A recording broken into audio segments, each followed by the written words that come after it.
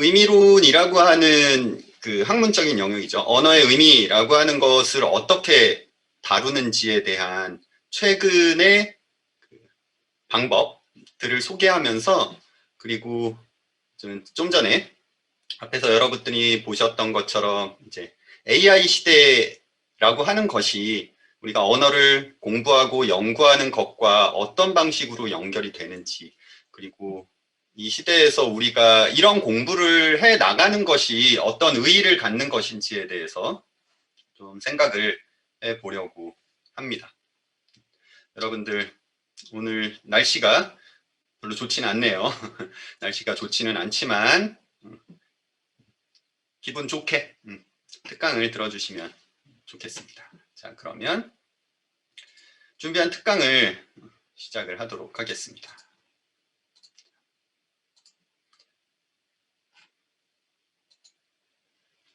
먼저 앞에서 우리가 동영상을 하나를 봤는데요. 동영상 한 가지를 더 보고 이야기를 진행을 하려고 해요. 여기서 보여드리고자 하는 동영상은 지금 현재 인공지능이라고 하는 것이 우리 생활 속에 굉장히 밀접하게 사용되고 있습니다. 인공지능의 시대가, 이게 좀 전에 보여드린 뉴스가 작년 뉴스이거든요. 그리고 현재 여러분들은 잘 인식을 못 하시겠지만 여러분들이 사용하고 있는 대부분의 도구에 인공지능 기술이 들어가 있고 그렇게 이용되고 있어요. 그런 차원에서 인공지능이라고 하는 것에 대해서 여러분들이 잘 아시는 분들도 계실 테지만 이제 우리가 어떻게 생각해야 될지에 대해서 좀 생각을 먼저 해보고 가는 시간을 갖도록 하겠습니다. 우선 같이 영상 하나를 더 보고 가자.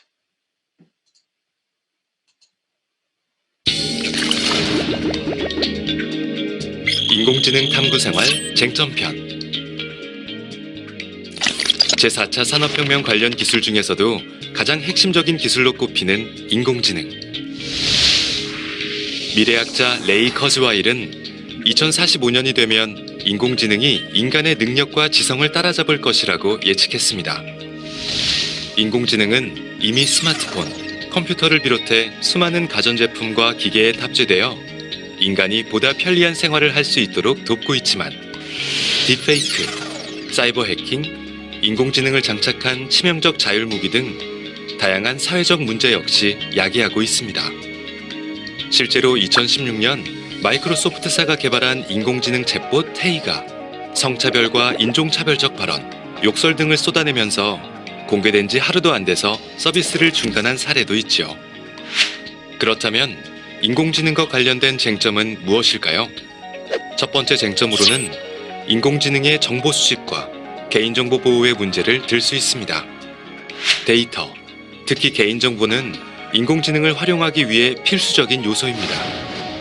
스마트폰, PC, 카메라, 웨어러블 기기, 센서, 챗봇 등에서 나온 데이터는 대부분 개인과 연결된 정보로서 개인정보와 밀접하게 연관되어 있지만 인공지능이 개인의 선호, 행동, 위치 등을 분석하고 예측하는 데 있어 이러한 개인정보를 수집함으로써 개인정보 침해 가능성이 제기되고 있습니다.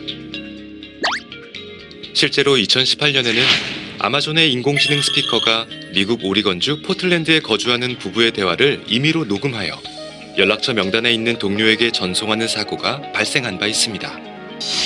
다음으로 인공지능의 데이터 수집 단계에서 발생할 수 있는 개인정보 침해 관련 대응 못지않게 중요한 쟁점은 인공지능 알고리즘에 대한 규제입니다. 인공지능 알고리즘이 공정하고 중립적인 것이 아니라 특정 알고리즘의 선택이나 알고리즘 기반 의사결정이 차별적인 결과를 초래할 수 있다는 것인데요. 상용화된 빅데이터 분석 기반 인공지능 알고리즘이 사회적 편견과 성차별, 인종차별 등의 문제를 야기할 수 있다는 점이 지적되고 있습니다. 2015년 미국 뉴욕에 사는 흑인 프로그래머 제키 엘신이 여자친구와 함께 찍은 사진 아래에는 고릴라라는 태그가 붙어 있었습니다. 이는 구글의 인공지능이 흑인 얼굴을 고릴라로 잘못 인식해 사람 얼굴에 고릴라 태그를 붙인 것으로 알고리즘에 의한 인종차별 논란이 야기된 바 있습니다. 또한 여성의 얼굴보다는 남성의 얼굴에 대한 인식 정확도가 높다는 점 역시 잘 알려진 인공지능 안면인식 알고리즘의 맹점인데요. 이는 25세에서 50세 사이의 백인 남성들이 주로 현재의 인공지능 알고리즘을 개발하고 있다는 데서 기인하는 차별과 한계로 지적되고 있습니다. 세 번째 쟁점은 설명 가능한 인공지능입니다. 이는 지금과 같이 머신러닝의 높은 학습 능력은 유지하면서도 설명 가능성을 제고함으로써 인공지능의 의사결정을 사용자가 이해할 수 있는 방식으로 표현하는 것을 의미합니다. 인공지능이 발전하면 발전할수록 알고리즘 모델은 더 복잡해지는데 이로 인해 인공지능의 의사결정 과정은 블랙박스 영역이라고 해도 과언이 아닙니다. 인공지능이 어떠한 데이터를 수집하여 어떠한 머신러닝 알고리즘을 통해 결과를 도출했는지는 해당 인공지능의 설계자조차 알 수 없는 것이죠. 앞으로 인공지능이 정치, 경제, 국방을 비롯한 사회 전반으로 확장되는 것을 감안하면 인공지능의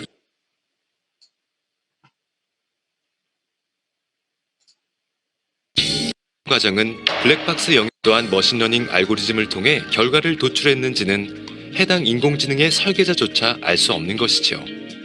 앞으로 인공지능이 정치, 경제, 국방을 비롯한 사회 전반으로 확장되는 것을 감안하면 인공지능의 이러한 깜깜이 의사결정은 잠재적 리스크가 매우 크다고 볼 수 있습니다.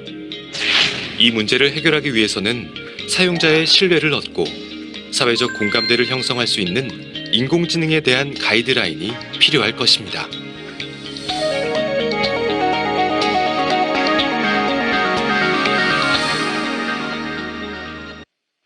자, 여러분 잘 보셨습니까?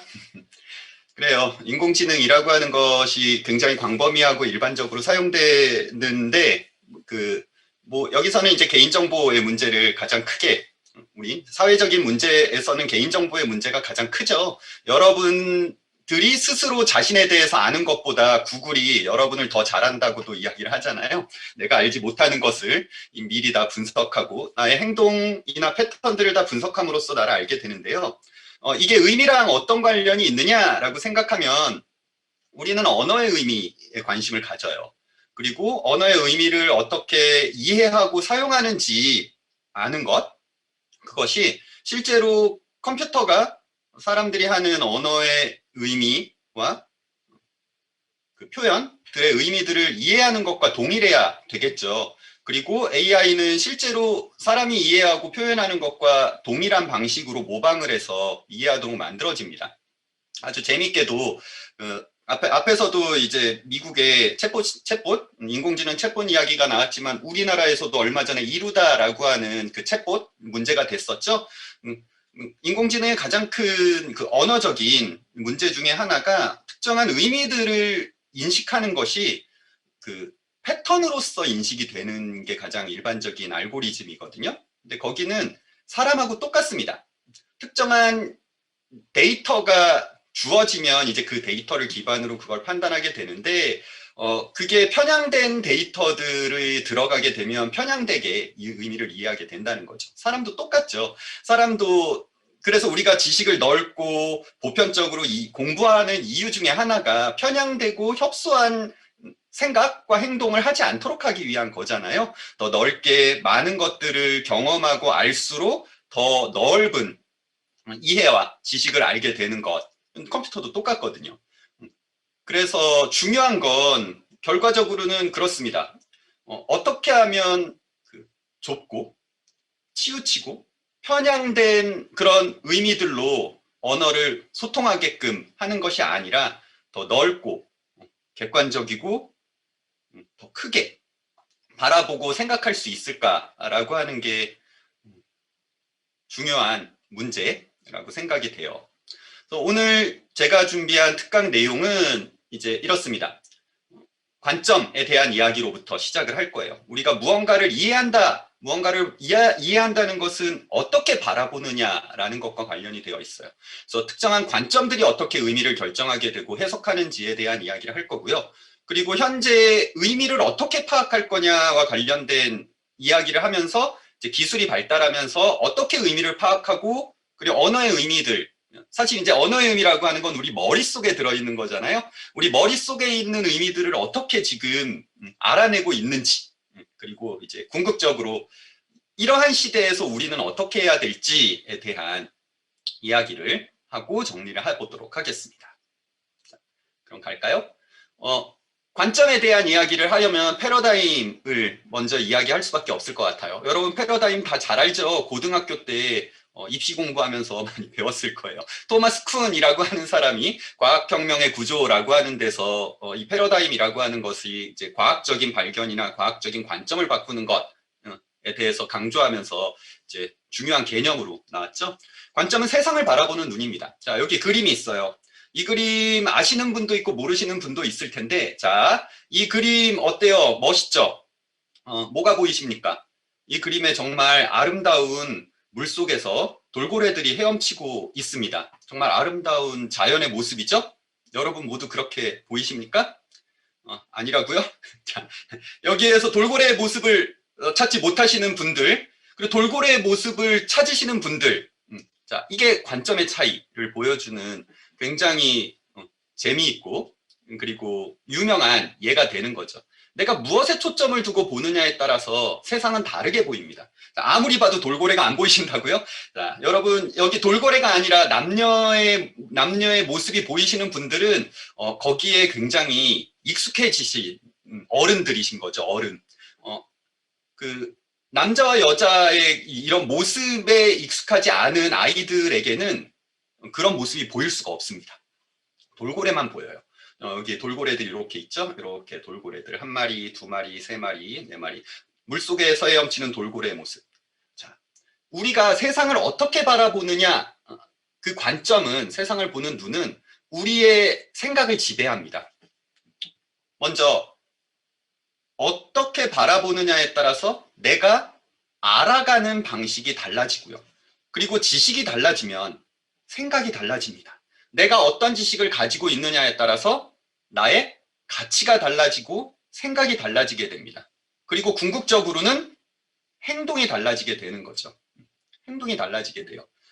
우리가 교육을 중요하게 생각하는 이유는 결국은 이 교육을 통해서 어떤 지식이 학습되고 그 학습들이 그 사람들의 사고와 행동에 영향을 미치기 때문에 그런 거죠. 어떤 관점을 바라보도록 하느냐, 어떤 관점에서 세상을 보도록 하느냐에 따라서 전혀 다른 사람들의 행동을 만들어내게 된다는 겁니다. 과학도 마찬가지죠. 우리 과학이 뭐 객관적이고 보편적이고 이렇다라고 생각하지만 사실은 과학은 계속해서 끊임없는 혁명적인 변화를 통해서 발전해 왔습니다. 그렇죠? 혁명이라고 하는 것 여러분들이 잘 아시다시피 과거에 있던 것을 완전히 부정하고 새로운 것이 나타나게 되는 거죠. 과학적인 변화의 가장 대표적인 게 여러분이 잘 알고 있는 것, 코페르니쿠스의 지동설이죠. 이전에 아주 오랫동안 지배해왔던 천동설이 부정되면서 지동설로 바뀌는, 이건 천지가 개벽할 일이었잖아요. 그렇죠? 그러면서 사람들의 생각 자체가 완전히 뒤집히게 됩니다. 이러한 변화들을 나타내게 되는 과학혁명들의 몇 가지 예들은 뭐 전기를 발견한다든가, 그리고 산소의 존재를 발견한다든가, 그리고 이제 에너지라고 하는 것이 얼마나 큰 범위에서 나올 수 있는 무한한 에너지가 생성될 수 있다라고 하는 이러한 대표적인 예들을 통해서 급격하게 사회가 변화되어 나갔죠. 그리고 이렇게 변화되기 위한 새로운 지식들을 익히고 그 변화를 만들어내기 위해서는 반드시 필요한 것이 도구입니다. 도구. 혁명을 위해서는 도구가 있어야 됩니다. 도구가 없이는 혁명은 이루어질 수가 없어요. 그럼 이 혁명을 가능하게 하는 도구는 어떻게 만들어지느냐? 그건 당연히 기술을 통해서 만들어지게 되고요. 이러한 기술들이 학습이 되면서 새로운 것을 바꾸려고 하는 욕망들이 누적이 되고 그것을 통해서 혁명이 이루어지게 되죠. 자, 생각해보죠. 우리 이제 역사에서 배웠던 시대들을 기억하면 될 거예요. 과거 구석기 시대. 구석기 시대에는 이제 그 뗀석기라고 하죠. 뗀석기. 그냥 손을 이용해서 대충 이용해서 살다가 돌을 이용했습니다. 거기 이제 청동이라고 하는 게 만들어지면서 청동기 시대가 됐고요. 그리고 철기 시대를 거쳐 현재는 플라스틱의 시대이죠. 플라스틱이라고 하는 도구를 이용하는 시대가 됐습니다. 그리고 미래에는 또 다른 새로운 도구들이 만들어져서 새로운 삶의 변화를 일으키게 될 겁니다. 이렇게 변화하는 과정이라고 하는 것이 사실 우리 삶의 모든 것과 관련이 되어 있어요. 언어학이라고 언어를 바라보는 관점도 똑같죠. 과거의 언어를 바라보던 관점과 현재의 언어를 바라보는 관점, 그리고 그러한 것들, 그런 관점들을 변화시키는 어떤 혁명적인 과정이 있었고, 그렇게 관점을 변화시킬 수 있도록 한 새로운 도구들의 발견들이 함께 있었습니다. 아주 먼 옛날엔 언어는 신이었죠. 신이 주신, 신을 모방해서 신이 주신 어떤 것이었습니다. 그리고 언어 그 자체는 그 신의 힘을 가지고 있었죠. 말한 대로 이루어지게 되는. 하지만 그것이 르네상스 시대를 거치면서 인간의 어떤 본질적인 본성이라고 하는 것으로 이제 바뀌어졌고, 그리고 현재는 도구죠, 도구. 그냥 언어라고 하는 것은 도구야. 도구적인 측면에서 다루게 됩니다. 그리고 이런 언어를 연구하는 방식에도 과거 그냥 우리의 그 경험적인 측면에서 연구했던 것에서부터 다양한 도구들이 발전해 나가면서 연구도 굉장히 다양한 방식으로 이루어지게 됩니다. 자, 이제 언어를 바라보는 관점에 따라서 의미라고 하는 것을 어떻게 이야기했는지 간단하게 정리해서 여러분들에게 소개해 줄게요. 아주 오래된 옛날 신이 인간을 만든 그 시점, 신에게 부여받은 언어라고 하는 그 언어 그 자체, 그 시기엔 의미라고 하는 것은 세상 그 자체였습니다. 우리가 언어로 표현하는 것 자체가 바로 세상과 동일했죠. 그건 이제 신화적인 관점이라고 보통 이야기를 해요. 신화적인 관점에서 언어 그 자체는 그 세상인 것이고요. 그래서 이름이라고 하는 명칭이라고 하는 것이 그 명칭이라고 하는 것이 세상과 동일한 힘을 주는 대상이 됐죠. 하지만 이제 사람들이 생각이 발전하면서 이제 철학적인 논의를 시작하게 됩니다. 인간이란 무엇이고 언어란 무엇인가? 라고 이제 철학적인 논의가 시작되면서 이제 역사 시대가 시작됩니다. 역사 시대가 시작되면서 이야기했던 첫 번째 의미는 실제라고 하는 거였습니다. 여기서 실제는 앞에서 이제 세상이다라고 하는 것과 연속적인 차원에서 이루어지는 거예요. 진짜 구체적으로 우리가 살고 있는 이 하나하나의 세상이 아니고 어떤 이상적인 실제로서 존재하는 것이 있는 거야. 지시하는 대상이 있는 거야. 자, 여기서 뭐가 나오냐면 언어라고 하는 것이 언어 형식만을 가지고 있는 것이 아니라 이 언어 형식에 연결되는 의미가 무엇인가, 여기에 이제 초점을 맞춘 거예요. 이 이전에는 언어 형식과 의미 자체를 구분해서 생각하지 못했던 시기입니다. 철학의 시대가 되면서 언어라고 표현되는 이 표현 그 자체는 사실은 이 표현은 무언가를 드러내는 거지 그 자체가 아니야 라고 생각하게 된 거예요. 그럼 실제는 뭐야? 그럼 얘는 뭘 의미하는 거야?가 된 거고, 그럼 그 의미가 뭐냐? 그럼 이건 실제 지시하는 대상이라고 하는 무언가가 있는데, 근데 그게 이상적인 완벽한 어떤 것을 모방한 것이야 라고 이야기를 합니다. 그래서 아마 여러분 기억나시는 분들도 있을 텐데, 플라톤이 동굴의 비유라고 하잖아요. 플라톤은 이제 이상적 세계를 상정하고 이제 그 이상적인 세계라고 하는 것이 이제 반영된다라고 본 거니까요, 현실에. 그래서 실제 그 이상적인 세계가 본질적인 의미, 본질적인 그 의미인 거고, 우리가 이제 언어를 사용하는 것을 그것을 반영해서 그림자처럼 이제 반영해서 보고 듣고 이제 사용하는 건데, 그래서 우리는 어떻게 해야 돼? 순수하고 이상적인 그것을 찾아내기 위해서 끊임없이 이제 그것을 변화되지 않도록 하고 끊임없이 노력해야 돼라고 이야기했던 관점이죠. 여기에 대립돼서 나온 사람이 이제 아리스토텔레스이죠. 플라톤과 이제 대립되는 관점에서 아리스토텔레스가 나오는데, 보통 이제 아리스토텔레스와 플라톤을 이제 그 경험주의와 이성주의라고 하는 두 개의 대립되는 철학적인 전통을 시작하는 뿌리로 이렇게 대립시키잖아요.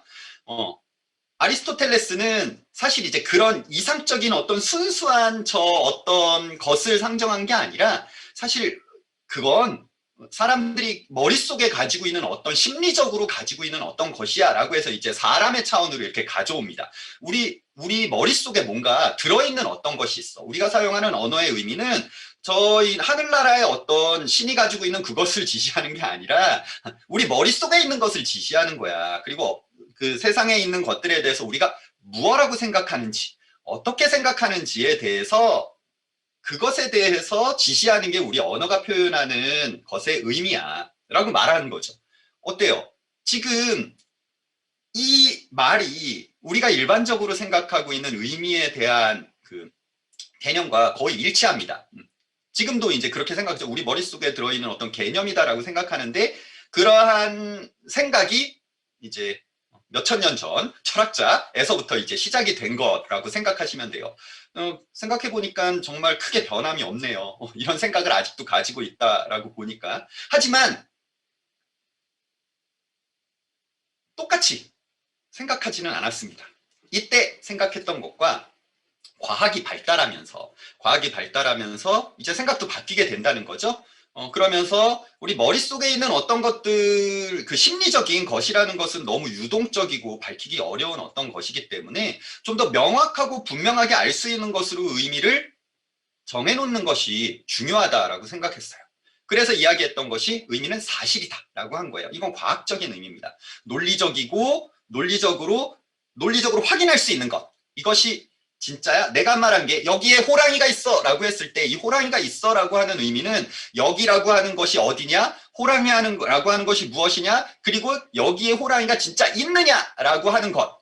그것이 실제 사실이냐라고 하는 것을 판단하는 것이 확인할 수 있는 거니까요. 객관적으로 검증하고 확인할 수 있는 것이니까 과학적인 의미다라고 생각했던 거죠. 그래서 확인해 봤더니 거짓말이네. 아, 이거 진짜네. 참이냐 거짓이냐라고 하는 것으로 밝히는 게 굉장히 중요한 부분이라고 생각했던 것입니다.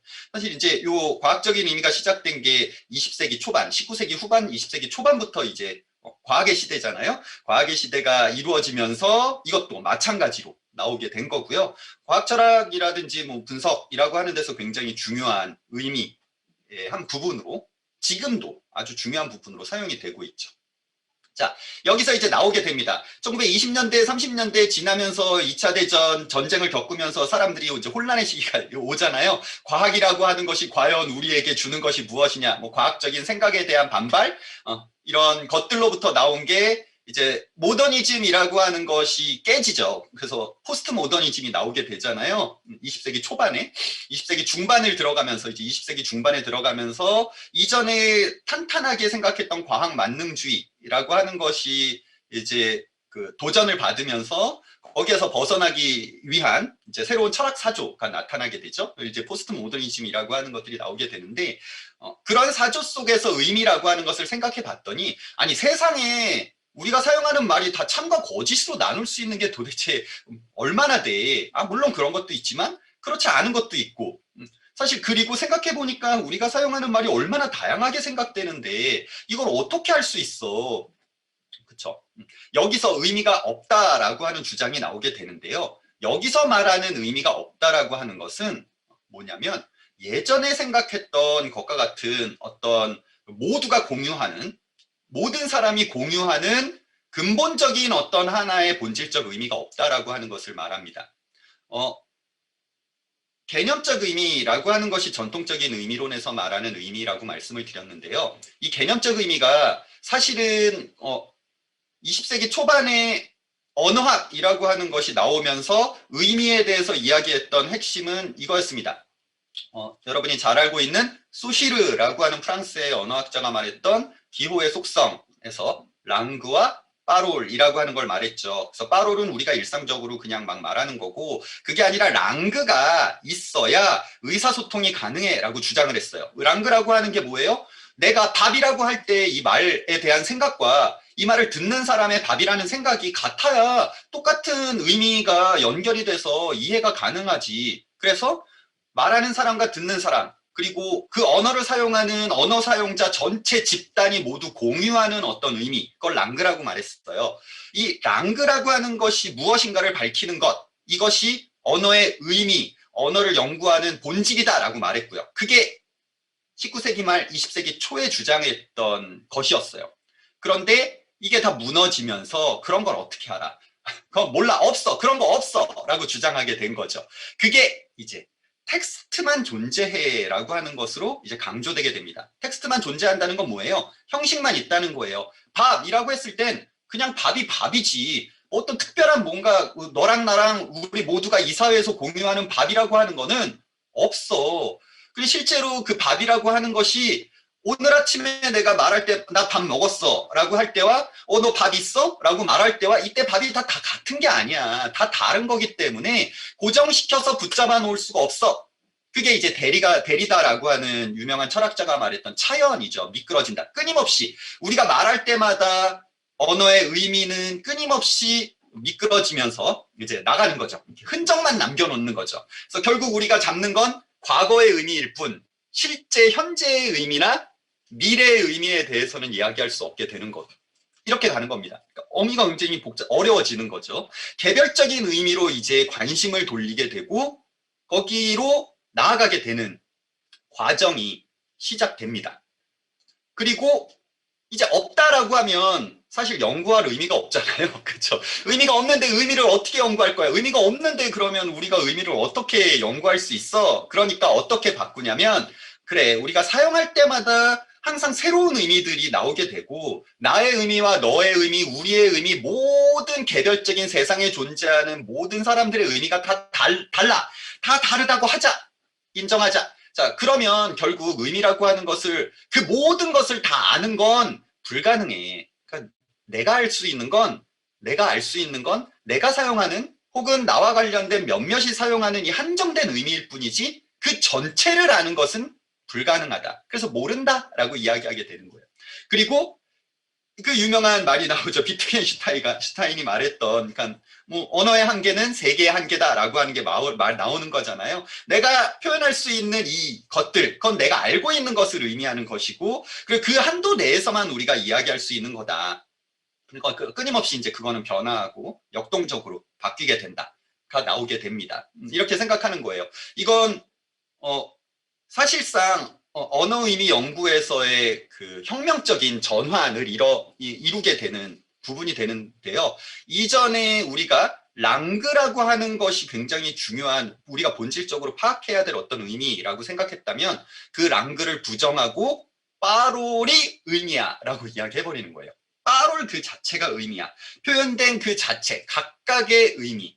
자, 이거는 현대사회의 변화와도 맞물려집니다. 과거에 이제 집단주의라고 하는 것, 그러니까 군국주의, 국가주의, 집단주의라고 하는 그런 사회적인 생각에서 개인으로 지금 돌아서죠. 개인주의, 개개인, 한 사람 한 사람에게 관심을 기울이고 주의를 기울여야 돼. 그리고 소수자들이죠. 외면되어 있던, 우리가 너무 작다라고, 너무 적어, 너무 작아, 그래서 신경 쓰지 않았던 부분까지 우리가 신경 써야 되고 거기에 대해서 이야기해야 돼라고 하는 것으로 가게 되는 것과 같은 맥락을 같이 하게 되는 겁니다. 역사 기술도 똑같죠? 과거에 이제 거시적인 역사 기술, 왕조 중심의 거시적인 역사 기술이 아니라 그 안에 있었던, 그 안에 그 동시대를 살았던 한 사람 한 사람의 개별적인 사람들의 삶을 역사로서 기술해야 된다라고 하는 것이 나오는 것도 동일한 맥락에서 이제 이어지는 거예요. 하나하나의 개별적인 사용에 초점을 맞추자.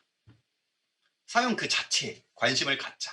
그러면 끊임없이 변화하고 무한히 변화하는데, 사실 이거를 그럼 우리가 어떻게 포착하고 설명하고 기술할 수 있어라고 하는 이제 기술적인 문제가 등장하게 돼요. 그러니까 과거에 이 의미를 비판했던 핵심적인 비판은 뭐냐면, 아니 세상에 무한하다고 하는 그 무한한 의미를 그러면 한정하지 않으면 우리가 어떻게 그걸 알 수 있어? 어떻게 그걸 기술할 수 있어? 라고 하는 그런 비판이 1990년대까지 있었거든요. 근데 지금 이제 그런 비판은 사라지게 됩니다. 왜? 기술이 발달하기 때문이죠. 기술의 발달이 관점을 바꾸고 생각을 바꾸는 게 할 수 있게 되는 겁니다. 기술을 통해서 무한하다라고 생각했던 것들을 분석하고 기술할 수 있게 되는 거죠. 자, 일단 그것과 연결시켜서 이제 새로운 또 관점에서 이야기를 드리면 의미라고 하는 것을 과거에는 점으로 봤습니다. 점, 하나하나의 점이죠. 밥이라고 하는 단어의 의미 하나의 점, 밥이라고 하는 점, 떡이라고 하는 점, 이렇게 각각의 점으로 봤었는데 그게 아니라 의미라고 하는 것을 생각해보면 이래요. 우리가 사용하는 언어는 하나하나를 독립적으로 사용하는 경우가 없습니다. 언제나 함께 사용하죠. 그렇죠? 이건 뭐 다 아시는 거예요. 우리가 밥을 먹었어 라고 이야기하지 밥이라고 말하는 경우는 없다는 거죠. 물론 이제 밥이라고 말하는 게 밥을 먹었어? 밥이 있어? 밥이 없어? 라고 하는 의미들을 가질 수 있는 이유는 밥이 있어? 밥이 없어? 밥을 줘? 밥을 먹어? 라고 하는 단어의 쓰임들이 그렇게 연결되어 있기 때문에 그걸 생략하고 밥이라고 하는 한마디를 통해서 다 나타낼 수 있기 때문에 그런 거예요. 언제나 다른 것들과 결합돼서 사용되는 것으로 이해하게 된다는 거예요. 그럼 그렇게 봤을 때 우리가 의미를 어떻게 봐야 되냐? 그럼 이제 관계, 특정한 단어들이 다른 단어들과 어떻게 관계를 맺느냐라고 하는 걸로 봐야 돼. 그건 굉장히 중요하다. 그걸 구조화시키는 겁니다. 그걸 구조적인 의미라고 이야기해요. 그래서 구조주의에서 가장 핵심적으로 말하는 의미가 바로 관계, 특정 단어들이 어떤 관계로 연결되어 있느냐, 어떻게 관계를 맺고 있느냐라고 하는 것이 아주 중요한 부분을 차지하게 됩니다. 그래서 이거는 비단 하나의 단어가 몇 개의 단어들과 연결이 된 게 아니라 우리가 사용하는 모든 언어 표현들과 관계가 있고요. 그리고 가능한 관계들까지 생각하는 겁니다. 그러면 관계는 무한히 확장될 수 있죠. 자, 우리가 사용하는 단어들, 우리는 보통 이제 일상생활에서 1000개 정도의 단어를 일상생활에서 사용하지만 실제로 우리가 사용할 수 있는 단어는 대략 이제 50만 개 정도가 되죠. 50만 개 정도가 국어사전에 기술되어 있는 단어의 개수가 50만여 개 정도 되지만 새로운 단어를 만들 수 있다라고 하는 걸 생각해 보면 대략 1000만 단어, 1000만 단어, 100만 단어, 그렇죠? 100만 단어 정도, 50만 단어의 2배 정도, 100만 단어 정도가 실제로 사용되고 있는 단어, 그리고 이제까지 사용됐던 단어들까지 합치면 대략 100만 단어 정도 이렇게 됩니다. 그리고 사용이 가능한 단어까지 해서 실제 그런 단어들까지 이렇게 합쳐놓으면 무수하게 많이 나아갈 수 있는 거죠. 어떻게 결합시키냐라고 하는 것은 이제 결합의 문제니까, 그렇죠? 조합이잖아요, 조합. 콤비네이션을 하는 거죠. 그러면 엄청나게 많은 수의 조합이 이루어지게 돼요. 근데 뭐 단어들 간의 결합이 이제 순서상까지 합치게 되면 굉장히 많은 관계들이 연결될 수 있죠. 자, 이런 것들이 이제 어떻게 관계를 맺느냐를 의미로 바라볼 수 있다라고 하는 것입니다. 그리고 이것도 구조적으로 언어를 분석한다, 언어를 바라본다라고 할 때 굉장히 중요한 의미가 되는 것이고요.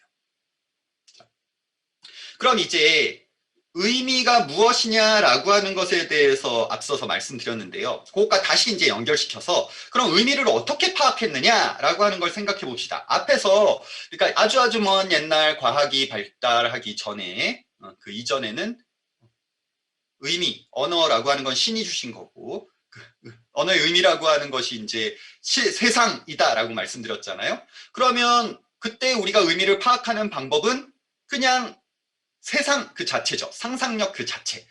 우리 머릿속에 생각하는, 상상하는 말 그 자체가 세계인 거니까 그대로 세상에 존재하는 게 돼버리는 거예요. 그 의미 자체로 되는 거죠. 신화의 세계가 바로 그렇잖아요. 말하는 대로 이루어지는 세상인 거죠. 그렇죠? 그리고 그때 우리가 인간이 사용할 수 있었던 도구는 의미를 파악하기 위해서 사용할 수 있었던 도구는 그냥 경험뿐이었습니다. 그러니까 머리뿐이었죠. 하지만 이게 철학의 시대가 이루어지면서 역사의 시대죠. 역사의 시대가 이루어지면서 논리적인 사유, 철학적 사유가 이루어지게 됩니다. 그래서 철학적 사유를 하면서 플라톤이나 아리스토텔레스와 같은 사람들이 이제 분석을 한 거죠. 철학적인 분석을 통해서 인식론적인 분석을 하고 논리적인 분석을 하고 그리고 비판적인 분석을 하면서 의미라고 하는 것을 이제 한정을 시키기 위해서 노력을 합니다. 그때 이제 인간이 사용했던 것은 그렇죠. 논리, 우리의 사고이죠. 철학적 사고라고 하는 머리를 이용한 거죠. 인간의 철학적 사고를 이용해서 의미를 파악했습니다. 자, 그런데 이제 과학이 발달하기 시작해요. 과학이 발달하면서 이제 모든 사람들이 읽고 쓰기가 가능한 시대가 도래했죠. 모든 사람들이 읽고 쓸 수 있는 시대가 도래한 건 얼마 안 됐습니다, 여러분. 잘 아시죠? 훈민정음이 중세시대에 만들어졌죠. 한국에서, 근데 중세시대에만 해도 못 썼죠. 한국에 있는 모든 사람들이 읽고 쓰기가 가능해진 시기는 20세기 초에 와서야 가능해진 거죠. 그쵸?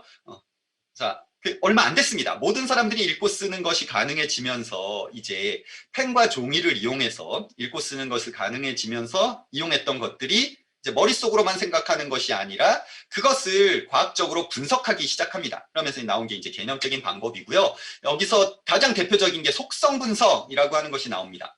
속성 분석은 이때 속성 분석이 어디서 나온 거냐면 속성 분석이 어디서 나온 거냐면 그 왜 잘 알잖아요. 그 생물학에서 그 종을 분류할 때 이렇게 쓰잖아요. 종을 분류할 때, 종의 분류를 할 때 이렇게 속성들을 집어넣잖아요. 거기서부터 나온 겁니다. 똑같이 나온 거예요. 그래서 특정한 언어를 분석할 때도 똑같이 이제 범주를 설정하자가 나온 거예요. 범주를 설정해서 이 특정한 단어들의 범주를 설정해서 그 범주에 맞는 속성을 집어넣자. 라고 얘기해서 그렇게 해서 속성 분석이라고 하는 것이 시작이 됐고 그것이 이제 언어의 의미를 기술하면서 언어 사용 그 자체에서의 그 언어적인 범주를 만들고 그 언어적인 범주 내에서 자질이라고 하는 것들을 설정해서 그것으로 이제 자질 분석을 하게 됩니다. 그래서 이제 예를 들면 이제 아빠 하면 아빠라는 단어는 가족이라고 하는 명칭에서 범주에 사용되는 거고 가족 명칭 중에서 남자이고 남자 중에서 아이를 낳은 아이를 가지고 있는 어른이고 이제 이런 식으로 이제 필수 자질들을 이제 설정을 하는 거죠.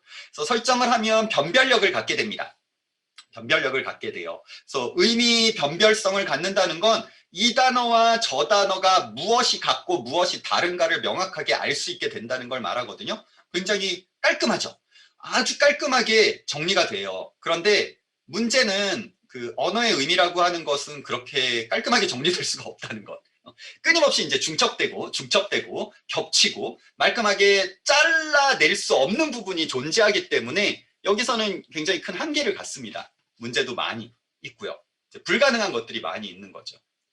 이것을 이제 조금 더 그래서 좀 더 명확하게 하기 위해서 경험적인 방법으로 나가게 돼요. 이건 뭐냐면 실제 사례들을 가지고 와서 좀 더 이제 사례들을 많이 가져오는 거죠. 귀납적인 방법을 쓰겠어라고 해서 우리가 이제 머릿속으로 뭐 이렇게 뭐 속성 분석을 한다는 건 연역적인 방법이거든요. 내가 이제 직관적으로 생각했을 때서 이제 범주에다가 집어넣는 건데 그게 아니고 실제 단어들이 어떻게 사용되는지 일단 보고 거기서 얘들을 이렇게 똑 추려서 이렇게 모아보자 이렇게 한 거예요. 모아보자. 그래서 구체적으로 사용되는 단어들의 사례를 묶어서 그걸 범주화를 이렇게 시켜서 보자. 자, 근데 그러려면 뭐가 필요해요? 사례를 모아야 되겠죠? 사례를 모은다라고 하는 것 자체가 도구가 필요한 겁니다. 여기서부터 이제 본격적인 도구가 이제 드러나게 돼요. 그래서 이제 텍스트, 그리고 녹음기를 이용해서 언어 자료를 녹음하고 사진기로 찍고 이런 것들을 이용해서 이제 경험적인 방법으로 구분을 해나가는 겁니다. 이렇게. 의자들을 이렇게 여기 뭐 가구가 있으면 가구에서 의자와 의자 중에서도 어떤 의자, 이런 의자, 저런 의자들을 이렇게 분류해서 나가게 되는 거죠. 그리고 이런 경험적인 방법은 명확하게 현대과학의 발달에 따라서 발전하게 되는 방법으로 나가게 됩니다. 그래서 앞에서 이제 실제 언어가 사용되고 그 언어가 사용되는 대상들을 경험을 관찰했다고 하는 거라면, 그건 이제 뭐 녹음기라든지 사진기라든지 뭐 책이라고 하는 것들을 텍스트를 분석할 수 있는 기술에 의해서 했다고 한다면, 이제 반대로 실제 우리 머릿속에 개념이 진짜 있느냐 없느냐를 밝히기 위해서 머릿속 탐험을 시작합니다. 그걸 이제 심리적인 방법이라고 해요. 심리학과 아시죠? 심리학과는 두 종류의 심리학과가 있죠.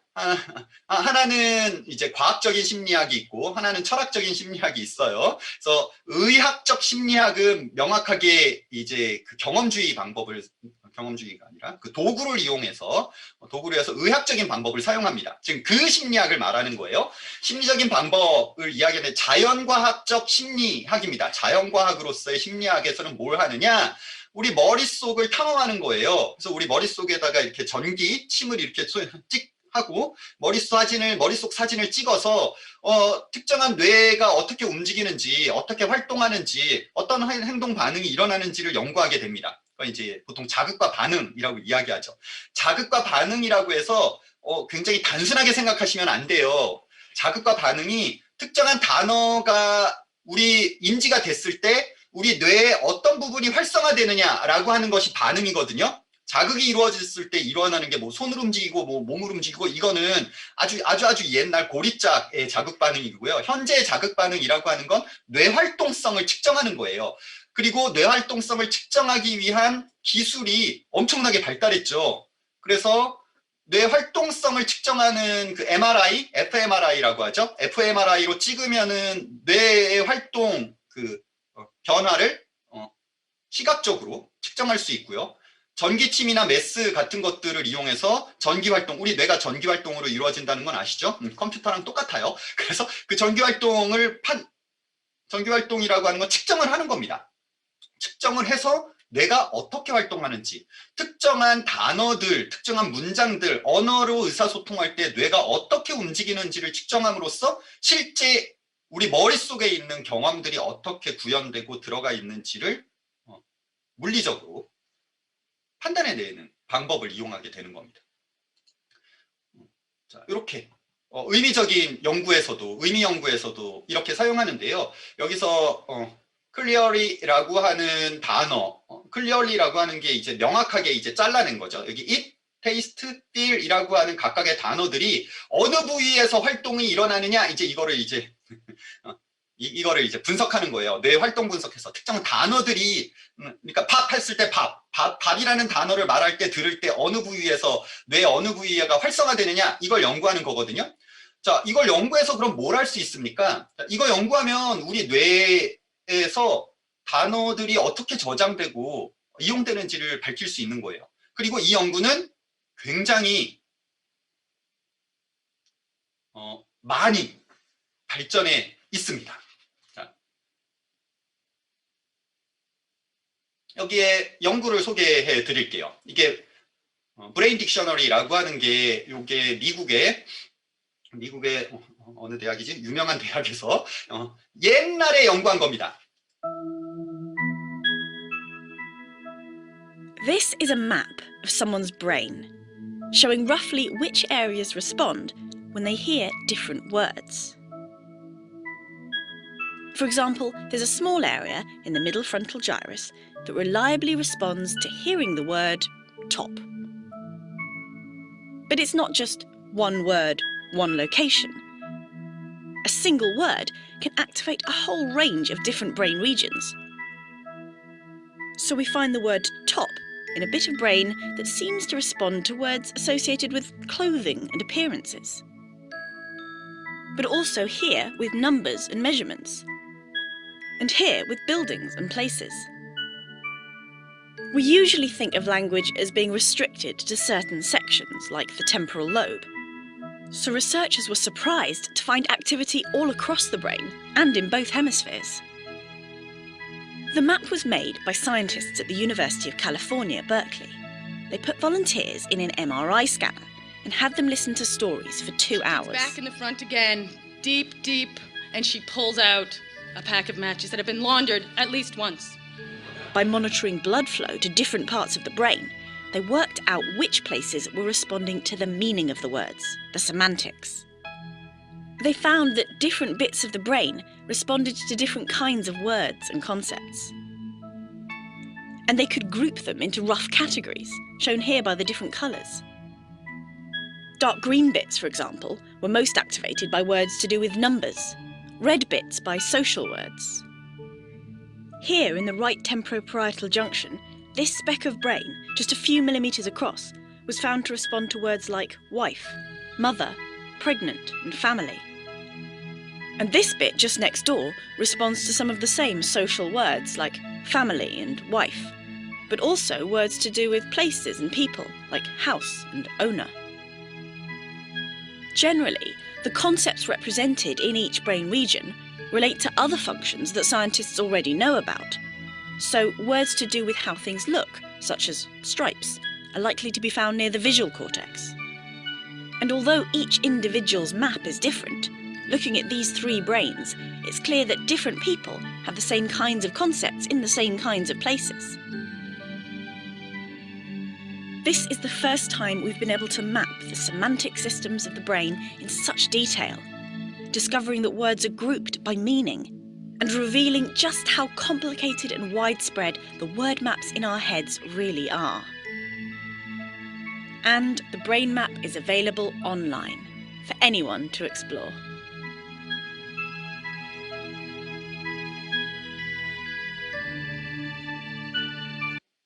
자, 지금 보여드린 이 연구가 2016년도에 이루어진 연구입니다. 지금 2021년도죠.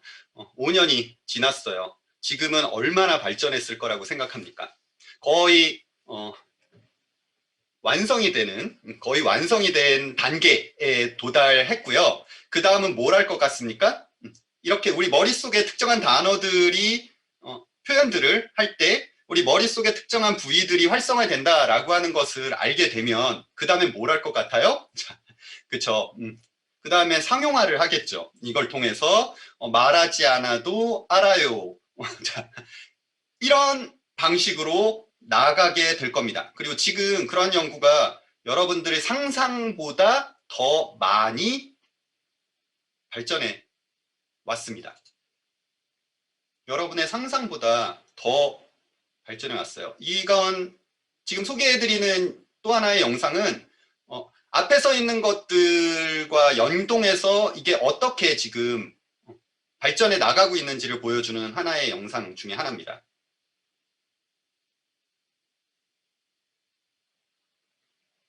자, 뇌에 있는 자극을 통해서 어떻게 이 구강 구조가 움직이는지를 The proof that you are seeking is available in books. 보여주는 거죠.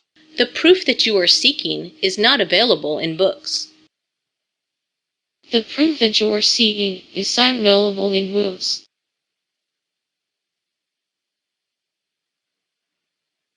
Shipbuilding is a most fascinating process. Shipbuilding is a most fascinating process. Shipbuilding is a most fascinating process. 자, 지금 이게 뭘 보여주는 거냐면요. 우리 머릿속에서 말을 할 때 어떤 구조, 어디가 움직이는지를 지금 칩을 통해서 전기 자극을 주면 입이 움직이는 겁니다. 입이 움직여서 그 입을 움직이게 해서 말을 할 수 있도록 하는 거죠. 보면 외부에서 자극을 줘서 발음한 것과 실제 발음하고 약간 어눌하기는 하지만 어느 정도 이해가 가능한 정도의 수준으로 나오게 되는 거예요.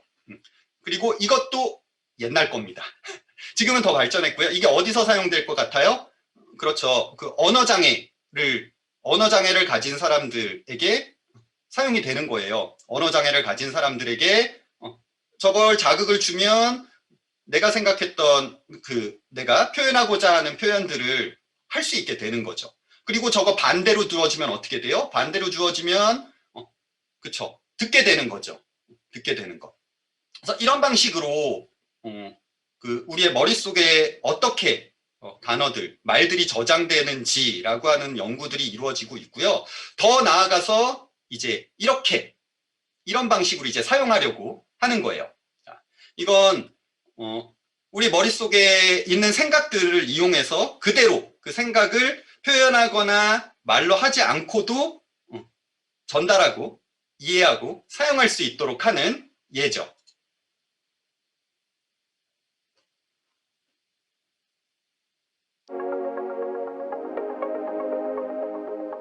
시스템을 그냥 띄운 겁니다.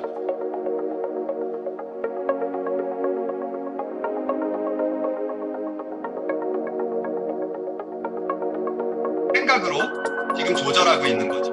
생각만 하면 조절이 되는 거예요.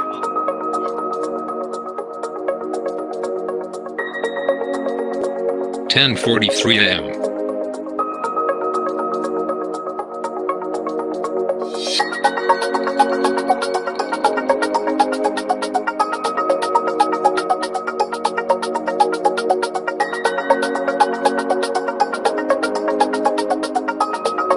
Total $10.07.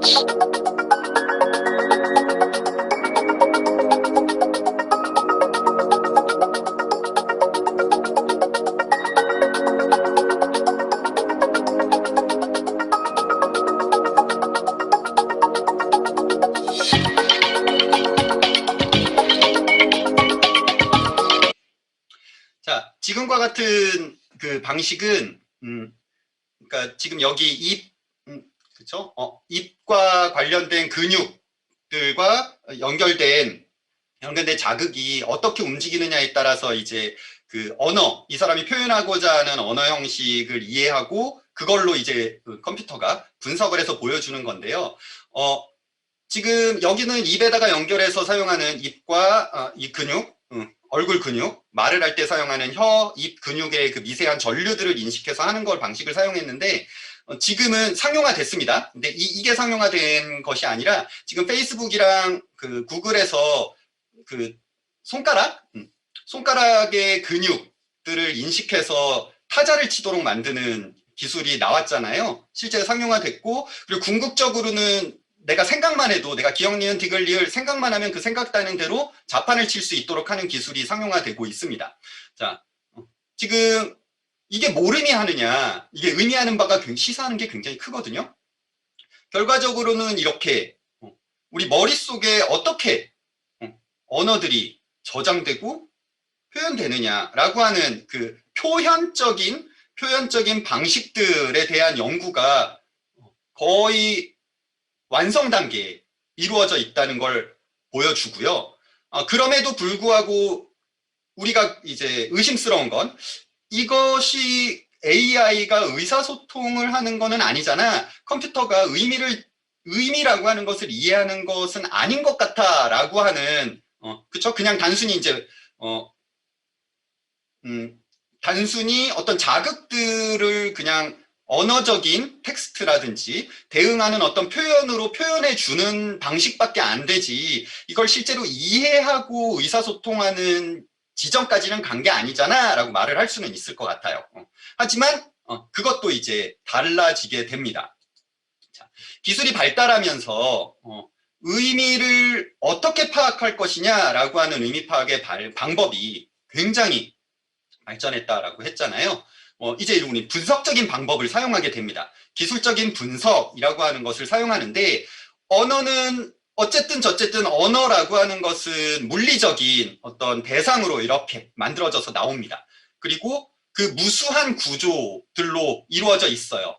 근데 그 엄청나게 많은, 아까 무한한이라고 말했죠? 무한할 정도로 많은 이러한 사용들을 어떻게 분석할 수 있느냐? 사람은 분석이 불가능하지만 컴퓨터는 분석이 가능해졌다라는 겁니다. 그게 최근에 유행하는 바로 빅데이터 분석이죠.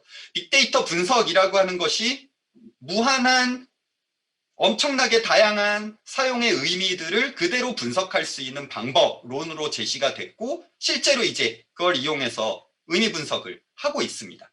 그래서 그런 분석 방법으로 뭐 여러 가지 분석 방법론들이 제시되고 있죠. 뭐 네트워크 분석을 한다든지 뭐 상관 분석, 뭐 성분 분석, 분포 분석 같은 것들을 하는데요. 자, 이런 분석을 통해서 어떤 게 나오냐? 실제로 AI가 사람과 의사소통을 하게 되는 것이 나옵니다. 자, 여러분 잘 알고 계시죠? 잘 알고 계시죠? 인공지능. 여러분도 인공지능과 대화 많이 하시잖아요. 그렇죠. 스마트폰 가지고 있으면 다 인공지능 대화가 다 가능한 거니까. 그리고 예전에 이제 유행했던 게 음성 AI라고 하는 게 유행했던 것 중에 하나죠. 음성 AI가 굉장히 허접해 보인다라고 생각하시면 굉장히 큰 오산입니다. 엄청나게 발전하고 있어요. 네이버가 최근 식당에 전화를 건 고객을 응대하는 AI 서비스인 AI콜을 공개했는데요. 네이버 외에도 많은 국내외 기업들이 음성인식 기술을 앞다퉈서 개발하고 있어서 오늘은 음성인식 기술이 어느 정도 수준에 도달해 있는지, 또 기술 기업들이 왜 음성인식 기술 개발에 열을 올리고 있는지 알아봤습니다. 무엇을 도와드릴까요? 네, 저 예약 좀 하려고요. 언제 오시나요? 내일 저녁 7시에 가려고 하는데 가능한가요? 제가 방금 말을 잘 못 들어서 다시 한번 말씀해 주시겠어요? 내일 저녁 7시에 가려고 하는데 가능한가요? 혹시 몇 분이서 오시나요? 4명이요. 잠시만요. 내일 저녁 7시에 예약 가능하세요. 이렇게 예약해주세요.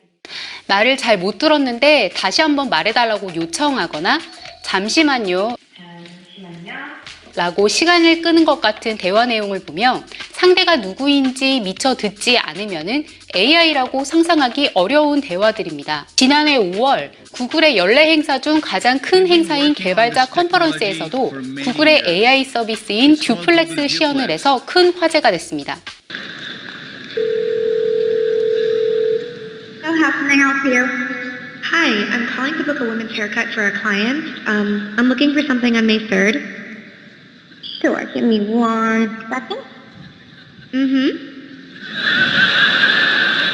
Sure, what time are you looking?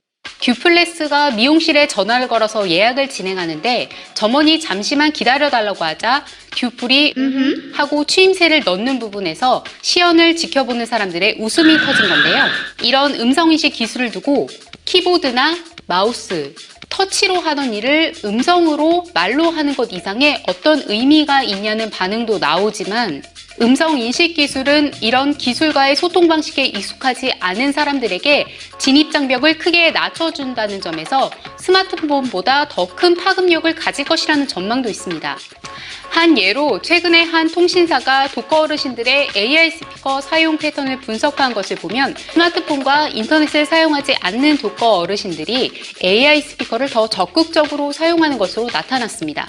노인들은 잘 못 쓸 거다. 발음이 불확실해갖고 인공지능이 못 알아들을 거다. 그런 걱정이 많았습니다. 잘 쓰십니다.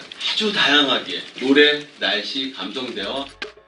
미국의 한 컨설팅 업체 설문조사에서도 음성인식 기술을 적용한 AI 스피커 사용자들의 스마트폰 사용량이 66% 줄어들었다는 설문조사 결과가 있었고요.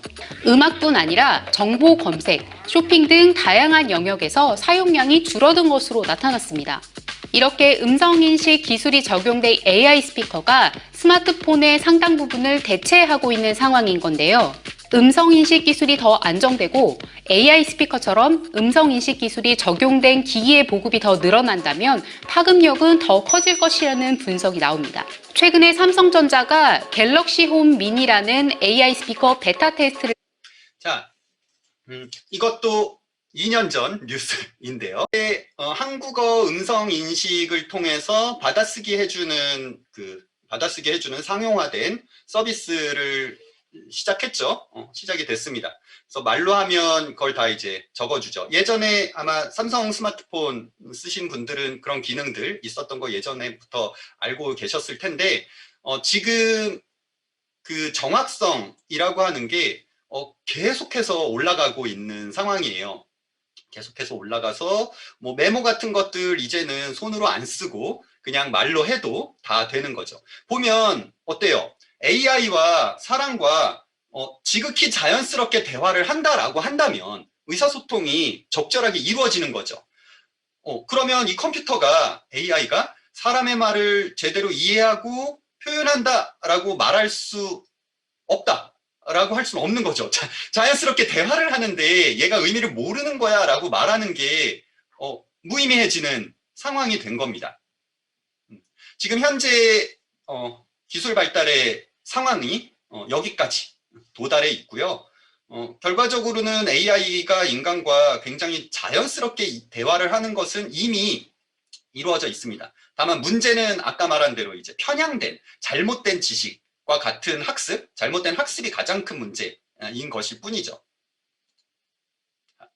언어 데이터를 분석하는 방식입니다. 아까 그런 것들을 어떻게 만들어내느냐라고 한다면 핵심은 패턴에 있습니다. 패턴을 분석하는 것에서 나오게 되는데요. 특정한 단어 혹은 특정한 표현, 특정한 상황 속에서 어떤 패턴이 사용되느냐가 핵심이에요. AI 기술의 의미 파악의 핵심은 패턴이 되는 거고, 그 패턴 속에 가장 중요한 부분, 그걸 주성분이라고 보통 이야기하죠. 중요한 부분들을 찾아내는 겁니다.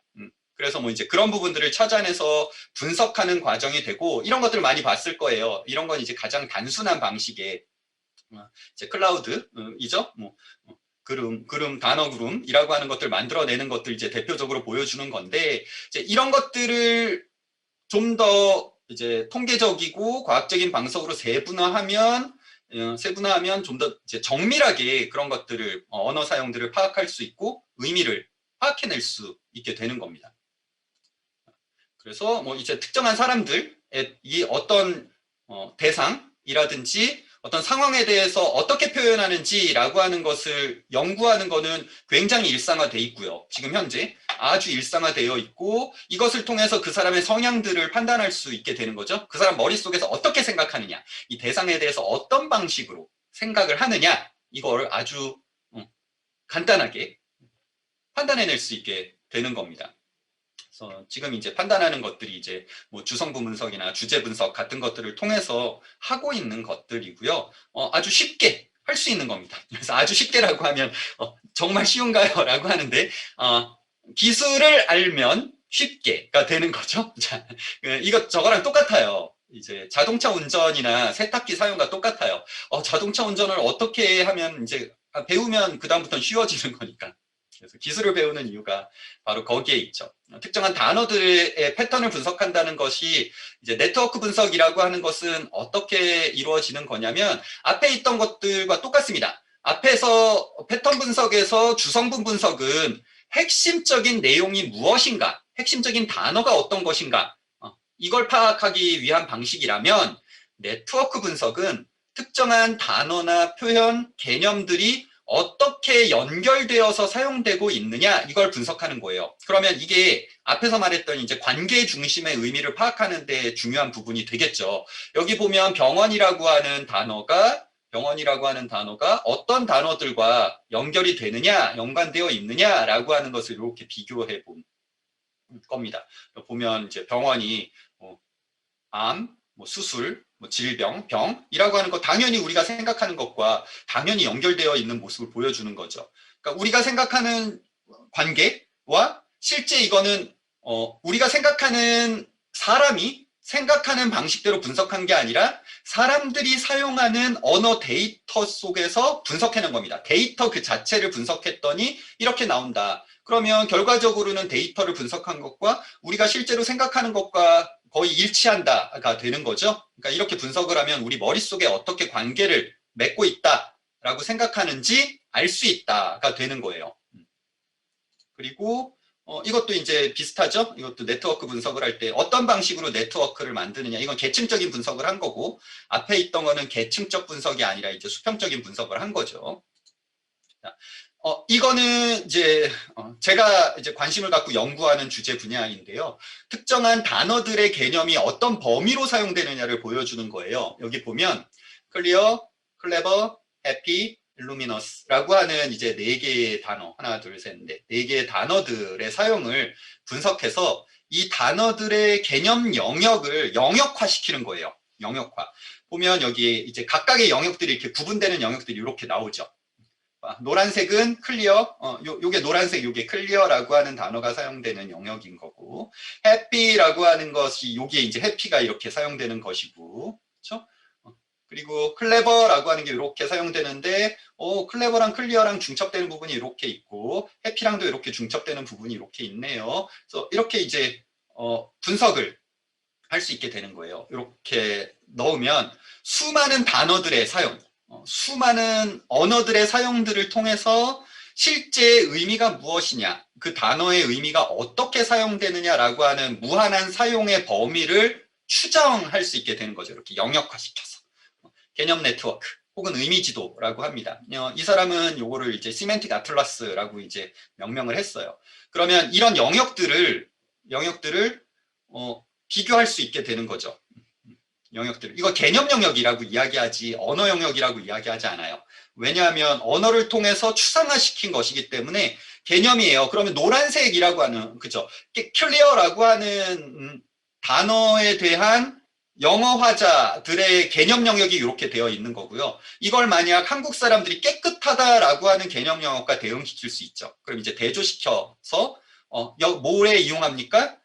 번역에 이용하게 되는 거죠. 통번역에 이용하게 되는 거죠. 특정한 개념 영역들끼리의 연결을 통해서 그 개념 영역들이 일치하는 부분에 단어로 표현해 주게 되면 통역과 번역이 이루어지게 되는 거잖아요. 이거는 이제 사랑이라고 하는 언어 사용에 대한 데이터 분석을 한 거예요. 이건 1990년대의 데이터를 가지고 분석을 한 거거든요. 제가 한 건데 보시면 1990년대에 사랑에 대해서 사람들이 어떻게 사용하느냐, 어떤 관계로 사용하느냐를 보여주는 예입니다. 이제 이거는 방식의 차이인 거죠. 앞에 있는 이제 이건 분포들을 보여주는 거고, 가까이 있는 것과 멀리 있는 것들을 보여주는 거고, 요 안에 있는 것들은 다 사랑과 관련해서 함께 사용되는 것들을 보여주는 거예요. 보면 사랑하다, 사랑스럽다가 이렇게 있고, 여기 사랑과 이별이 굉장히 가까이 붙어 있죠. 원래 바니어는 항상 함께 붙어 있는 거고요. 사랑과 이별, 그리고 사랑과 섬김, 그래요, 섬김. 사랑과 섬김, 아내, 마음고생, 그래요. 아내는 마음고생, 이렇게, 아내는 마음고생이 많이 이렇게 연결되는 거고, 사랑과 결혼이 이렇게 결혼했는데, 결혼과 마음고생, 아내가 이렇게 같이 이렇게 가까이 있죠? 결혼에 마음고생이 많이 있는 거고, 그래요. 잘 몰라주고, 사랑을 몰라주고, 이런 것들이 있죠? 그렇죠. 이렇게 연결되어 있고, 이쪽에 보면 이제 증오, 질투, 이런 것들이 있네요. 증오와 질투가 이렇게 사랑 쪽에 같이 붙어 있는 거고, 시기, 행복과 시기, 애인, 이런 것들이 이렇게 붙어 있죠. 이렇게 보면 사랑이라고 하는 표현들이 어떤 개념 영역에서 사용되는지를 보여주는 것도 이렇게도 알 수 있는 거죠. 어떤 단어들과 가까이 관련을 맺고 있느냐라고 하는 걸 보여주는 거고, 재미있는 건 이거는 1990년대라고 말씀을 드렸어요. 그러니까 여러분들의 직관과는 조금 다를 수도 있어요. 여기 여필 종부라든지 효성 이런 것들은 지금의 직관과 사랑과는 좀 멀어 보이는데 라고 생각할 수 있는 건 이제 90년대이기 때문에인 거고요. 만약 2020년이죠. 2020년을 분석하면 이제 또 다른 개념 네트워크가 만들어질 겁니다. 이걸 이제 쭉 중첩시켜 놓으면 사람들의 생각이 어떻게 바뀌는지, 특정 단어의 의미들의 사용이 어떻게 바뀌는지에 대해서 우리가 알 수 있게 되는 거죠. 그걸 알고 이해할 수 있게 되는 거고요. 그리고 앞에서 말했던 무한한 의미, 무한히 변하는 의미들을 어떻게 파악할 수 있느냐? 이렇게 파악할 수 있게 되는 거죠. 끝없이 중첩시킬 수 있게 되는 거고요. 끝없이 중첩시킬 수 있는 건 결과적으로는 컴퓨터가 할 수 있는 것이고, 그 안에서는 가능해지게 되는 겁니다. 그리고 인공지능이 하고 있는 것도 바로 이렇게 하고 있는 거죠. 자, 이제 컴퓨터라고 하는 것의 발달이 어떻게 의미를 파악하고 의미를 이해하고 그리고 사용하고 연구하고 그리고 의미에 대한 관점들을 어떻게 변화시켰는지, 어떻게 연구를 해나가고 있고 그 연구를 통해서 현재 어떻게 이용되고 있는지까지 전반적인 부분에서 이제 겉핥기를 했습니다. 우리는 수박 겉핥기를 한 거죠. 이렇게 겉에 이렇게 봤어요. 여러분들이 상상하는 것보다 훨씬 더 발달했습니다.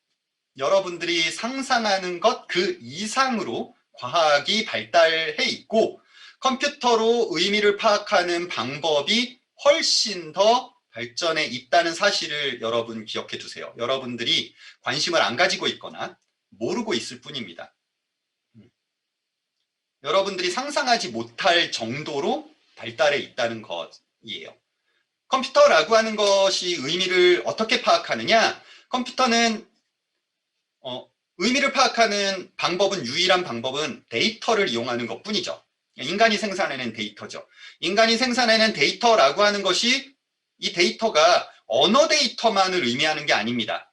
사진, 동영상, 위치, 기타 등등 수없이 많은 인간이 행동하면서 나오게 되는 모든 데이터가 축적되고 있습니다. 여러분들도 모르게 여러분의 데이터가 이미 다 축적이 되어 있고요. 그 축적된 데이터를 이용해서 여러분을 분석하고 있습니다. 다만 여러분에게 보여주지 않을 뿐이죠. 컴퓨터에게 의미는 데이터입니다. 어떤 데이터들이 어떻게 이루어져 있느냐, 그리고 그것을 숫자로서 치환해야 되죠. 수치로 표상해야 됩니다. 컴퓨터는 0과 1밖에 모르니까요. 그리고 0과 1이라고 하는 이 숫자의 저장과 처리 방식은 인간의 뇌가 처리하는 방식과 일치합니다. 컴퓨터가 한편으로 해서 인공지능은 인간이 인간을 모방해서 만들어낸 존재가 되는 거죠. 그리고 그것이 얼마나 정확한가, 얼마나 일치하는가라고 하는 것은 통계, 확률, 수치에 대한 통계 계산, 확률적 계산을 통해서 이루어지고 있고, 그걸 통해서 예측을 해 나가는 단계로 이렇게 나아가고 발전해 가고 있는 상황입니다. 자, 여러분 어떻습니까? 느껴지십니까? 인공지능, 여러분 옆에 있는 인공지능이, 여러분의 컴퓨터가, 여러분의 스마트폰이 여러분을 듣고 있죠? 그리고 여러분 잘 모르시겠지만 여러분이 타고 다니는 자동차가 여러분의 모든 것을 보고 듣고 다 저장해 놓고 있다는 사실. 그렇죠. 여러분은 잘 몰랐죠. 그리고 여러분의 냉장고가 여러분의 텔레비전이, 여러분의 그 집에서 사용하고 있는 청소기가 전부 다 사물 인터넷이라고 하는 명칭을 달고 있는 모든 기기들이 다 여러분의 정보를 저장해서 전달하고 있습니다.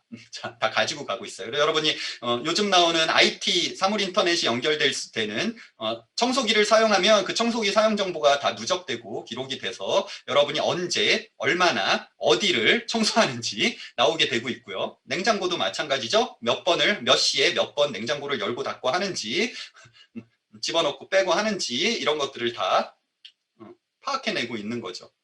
더더구나 이제 가장 무서운 것 중에 하나는 자동차가, 사실 자동차에서 여러분들 말소리 다 녹음하잖아요. 여러분들이 가는 곳 위치도 다 녹음하고 저장하고, 그리고 자동차에 카메라 달려 있잖아요. 그 카메라가 보는 모든 것들을 다 찍어서 언제, 어디서, 어떻게 움직이고 자동차에서 무슨 말 하는지를 다 녹음하는 것들, 그리고 그걸 다 분석하고 저장해서 의미라고 하는 게 별게 아닙니다.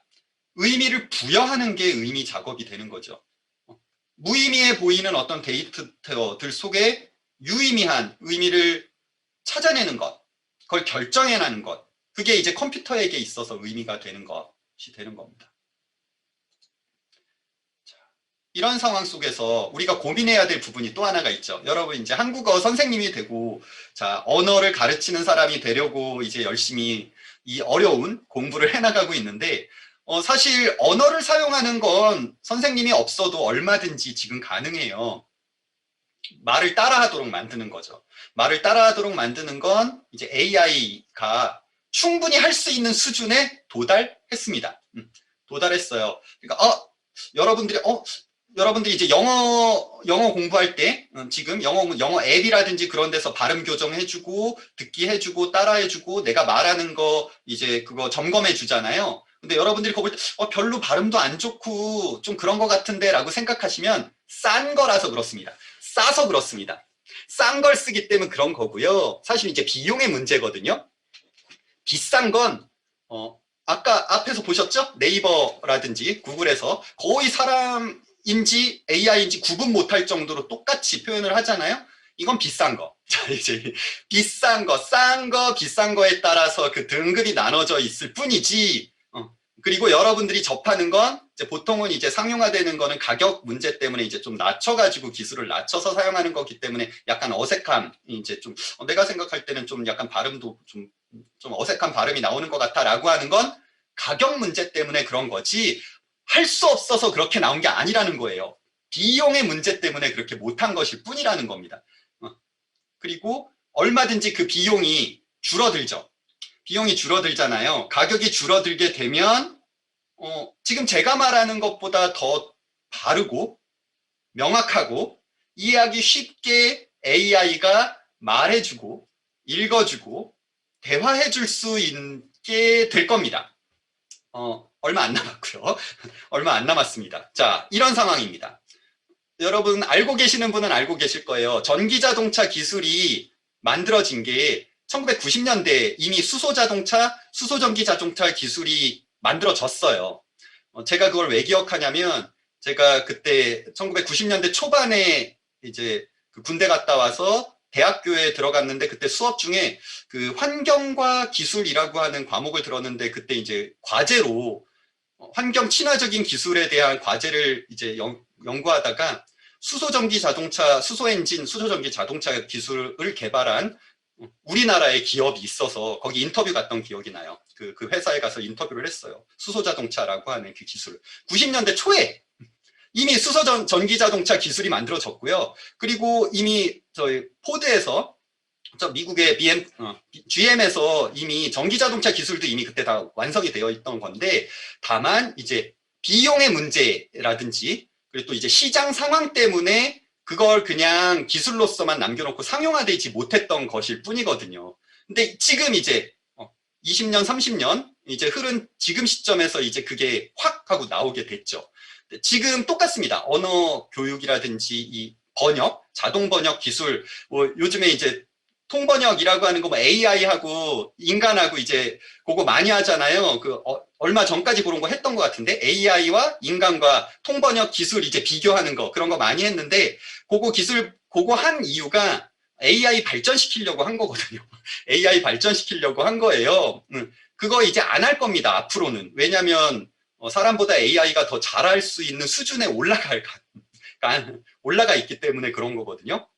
근데 이제 문제는 뭐냐면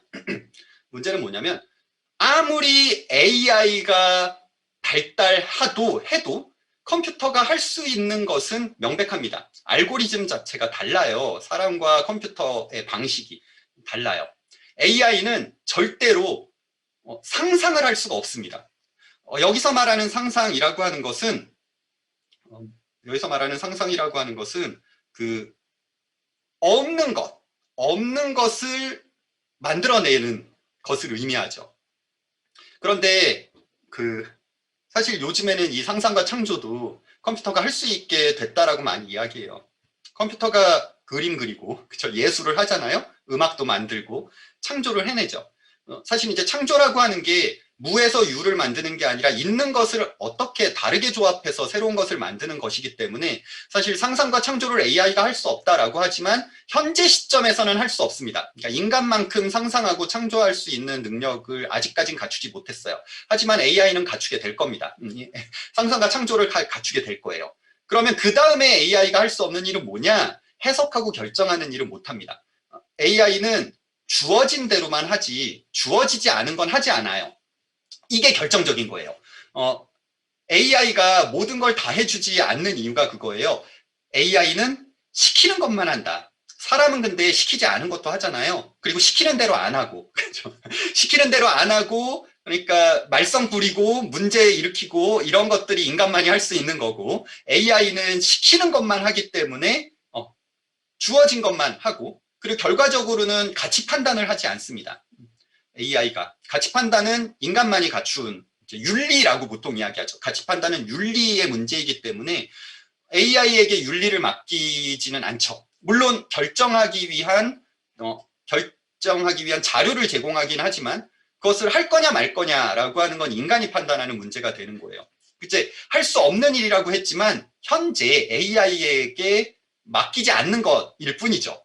AI에게 그걸 맡기는 순간 굉장히 위험해질 수 있게 되는 거니까. 이런 상황에서 이제 우리가 끊임없이 해야 되는 건 AI에게 이걸 맡기지 않기 위해서 끊임없이 AI에게 맡겨라라고 하는 압력은 굉장히 커질 겁니다. 왜냐하면 AI는 굉장히 정확하고 공정해 보이기 때문에 객관적이고 공정해 보이기 때문에 그렇거든요. 그런데 사실은 객관성과 공정성이라고 하는 것은 앞에서 말했듯이 어떤 데이터를 가지고 있느냐에 따라서 완전히 달라지기 때문에 그것을 우리가 알아야만 되는 거예요. 결국 우리는 뭘 반드시 알아야 되냐면, 알아야 되냐면, 인간이 기획을 하고, 분석을 하고 해석을 하는 일들을 해야 되는 거고요. 이걸 AI에게 맡기는 순간 인간의 가치와 존재는 필요가 없어지게 되는 거예요. 예를 들면 이거잖아요. 옛날에 그 도라에몽 그 만화 영화 보신 적 있죠? 뭐 그런 이제 만화에서 나 대신 학교 가는 로봇 만들고 나 대신 뭐 해주는 로봇 이런 거 해서 나 대신 해주면 결국 나는 필요 없어지는 거죠. 나의 존재 자체가 사라지게 되는 거거든요. 그게 내가 돼버리는 거니까. 결과적으로는 그거예요. AI에게 우리가 두려움을 느끼게 되는 게 바로 그 부분이죠. 인간이라고 하는 것이 필요 없어지고 쓸모 없어지는 존재가 돼버리는 것. 그렇죠. 다 거기서 결정하고 상상하고 창조하고 해석하고 결정하고 분석하고 다 모든 일을 AI가 한다면 인간은 쓸모없는 존재가 돼버리는 거잖아요. 그렇죠. 그래서 결국은 이제 인간의 쓸모는 그럼 뭐냐? 인간의 의미는 뭐냐? 가장 중요한 AI 시대에서 결정적으로 중요한 부분이 바로 이 부분이라고 저는 생각을 해요. 바르게 AI를 바르게 사용하도록 하는 것. AI를 바르게 사용하려면 바르게 아는 것이 가장 중요한 겁니다. 우리가 공부를 하는 이유는 바로 여기에 있다라고 생각해요. 아무짝에도 쓸모없을 것 같은 이런 것들을 우리가 왜 알아야 되느냐? 그걸 알아야 무엇이 바른가, 무엇이 옳은가를 결정하기 위한 인간의 기준을 제공해 줄 수 있기 때문에 그렇다라고 생각을 합니다. 우리는 충분히 발전된 기술을 이용하는 사용자입니다. 그렇죠? 우리는 개발자가 아니잖아요. 내가 만약 개발자라고 하면 개발자이면서 사용자가 되지만 우리는 인문학도로서 우리는 발전된 기술을 이용하는 사용자입니다. 충분히 누려야 되죠. 편하고 쉽고 효과적으로 이용할 수 있는 것들을 이용하는 이용자이지만 중요한 건 그런 기술들이 올바르게 이용할 수 있느냐, 올바르게 이용되고 있느냐, 올바르게 사용하는 것이 맞느냐라고 하는 것을 감시하는 감시자의 역할은 굉장히 중요한 부분입니다. 감시해야 되는 역할. 그리고 더욱 중요한 건 올바르게 이용되도록 통제하는 통제자의 역할을 해야 되는 것.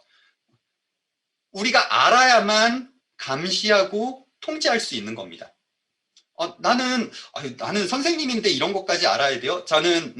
제가 그런 걸 어떻게 알아요? 라고 하는 건 사실은 방임인 거죠. 방조이고 방임이고 회피. 여러분들의 책임을 피하는 것일 뿐입니다. 결국은 여러분들 이 세상을 다른 방향으로 나아가게끔 만드는 건 우리 모두 각자의 책임이잖아요.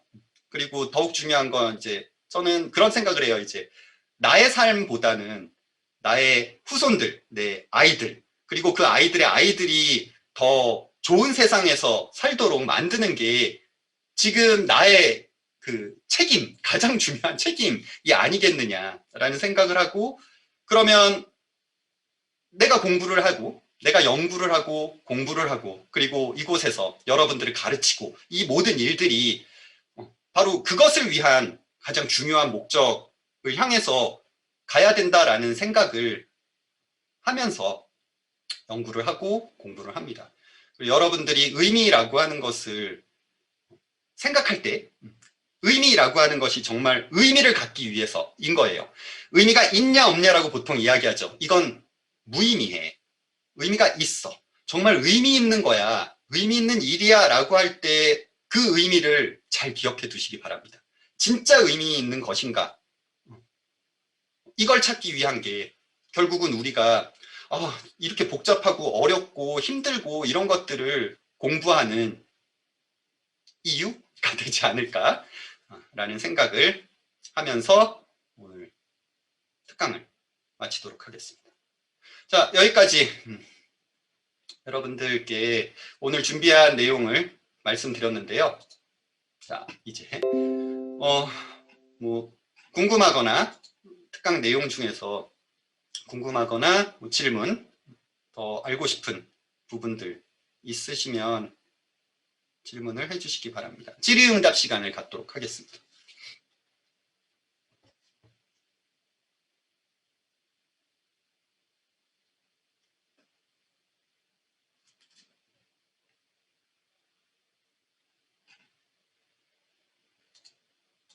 없으신가요? 네. 좋습니다.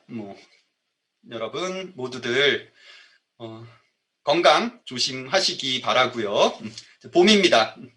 AI의 접목.